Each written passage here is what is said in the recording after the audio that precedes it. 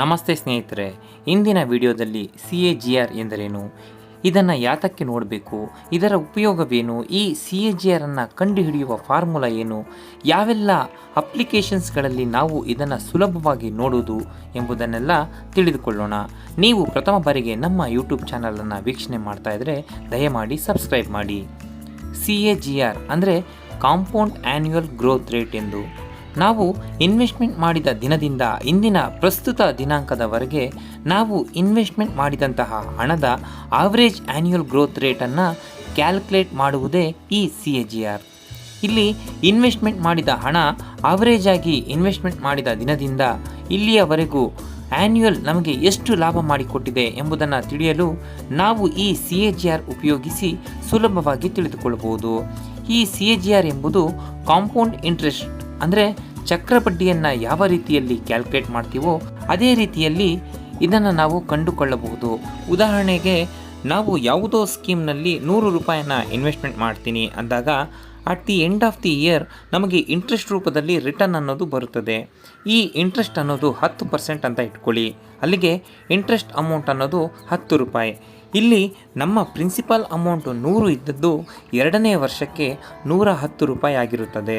ಇಲ್ಲಿ ಎರಡನೇ ವರ್ಷದ ಪ್ರಿನ್ಸಿಪಾಲ್ಗೆ 110 ರೂಪಾಯಿಯನ್ನಾಗಿ ಅದಕ್ಕೆ 10% ಇಂಟ್ರೆಸ್ಟನ್ನು ನೀಡ್ತಾರೆ. ಇಲ್ಲಿ ಪ್ರತಿ ವರ್ಷದ ಇಂಟ್ರೆಸ್ಟ್ ರೇಟ್ ಅನ್ನೋದು ಸೇಮ್ ಆಗಿರುತ್ತದೆ ಮತ್ತು ಪ್ರತಿ ವರ್ಷ ನಮ್ಮ ಪ್ರಿನ್ಸಿಪಲ್ ಅಮೌಂಟ್ ಅನ್ನೋದು ಬೆಳೆಯುತ್ತಿರುತ್ತದೆ. ಇಲ್ಲಿ ಪ್ರಿನ್ಸಿಪಲ್ ಅಮೌಂಟ್ ಜೊತೆಗೆ ಇಂಟ್ರೆಸ್ಟ್ನಿಂದ ಬೆಳೆದಂತಹ ಪ್ರಿನ್ಸಿಪಲ್ ಅಮೌಂಟ್ಗೂ ಸಹ ಇಂಟ್ರೆಸ್ಟ್ ಅನ್ನೋದು ಬರುತ್ತಿರುತ್ತದೆ. ಇದನ್ನೇ ಕಾಂಪೌಂಡ್ ಇಂಟ್ರೆಸ್ಟ್ ಅಂತ ಕರೀತಾರೆ.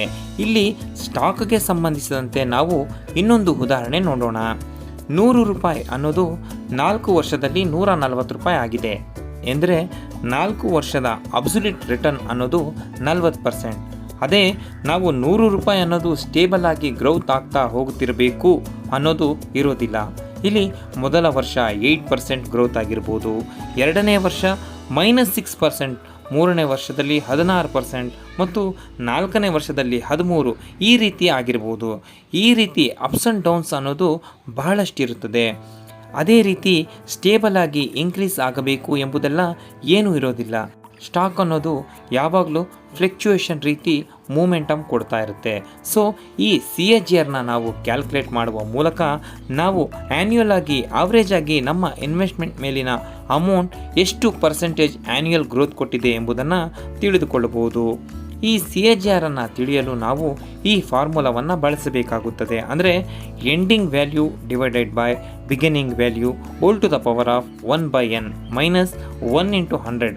ಇಲ್ಲಿ ಎಂಡಿಂಗ್ ವ್ಯಾಲ್ಯೂ ಅನ್ನೋದು ನೀವು ಪ್ರಸ್ತುತ ಷೇರಿನ ದರ ಮತ್ತು ಬಿಗಿನಿಂಗ್ ವ್ಯಾಲ್ಯೂ ಅನ್ನೋದು ನೀವು ಕೊಂಡಾಗ ಇದ್ದಂತಹ ಷೇರಿನ ದರ ಮತ್ತು ಎನ್ ಅಂದರೆ ನೀವು ಎಷ್ಟು ವರ್ಷದಿಂದ ಆ ಶೇರನ್ನು ಹೋಲ್ಡಿಂಗ್ನಲ್ಲಿ ಇಟ್ಟಿದ್ದೀರಾ ಎಂದು. ಈಗ ಈ ಫಾರ್ಮುಲಾ ತಕ್ಕನ ಹಾಗೆ ಒಂದು ಉದಾಹರಣೆ ನೋಡೋದಾದರೆ, ನಾನು ಇನ್ವೆಸ್ಟ್ಮೆಂಟ್ ಮಾಡಿದಾಗ ಇದ್ದಂತಹ ಷೇರಿನ ವ್ಯಾಲ್ಯೂ 100 ರೂಪಾಯಿ ಅಂದರೆ ಬಿಗಿನಿಂಗ್ ವ್ಯಾಲ್ಯೂ ಎಂದುಕೊಳ್ಳೋಣ. ಇದು 4 ವರ್ಷದಲ್ಲಿ 140 ರೂಪಾಯಿ ಆಗಿದೆ. ಅಂದರೆ ಪ್ರಸ್ತುತ ದರ ಎಂಡಿಂಗ್ ವ್ಯಾಲ್ಯೂ 140 ರೂಪಾಯಿ. ಇಲ್ಲಿ ಎನ್ ಅನ್ನೋದು 4 ಆಗುತ್ತದೆ.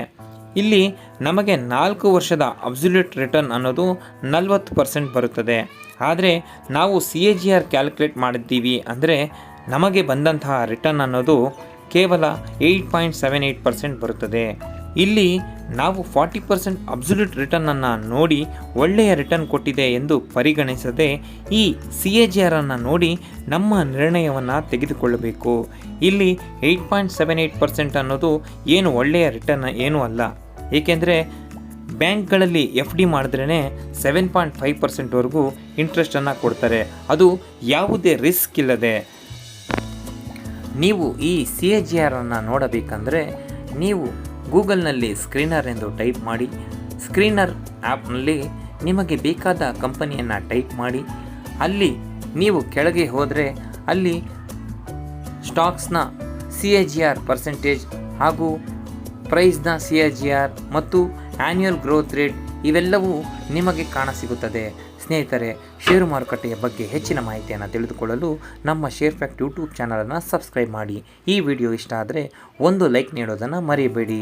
ನಿಮ್ಮ ಅನಿಸಿಕೆಗಳನ್ನು ಕಾಮೆಂಟ್ ಮಾಡಿ ತಿಳಿಸಿ. ಧನ್ಯವಾದಗಳು.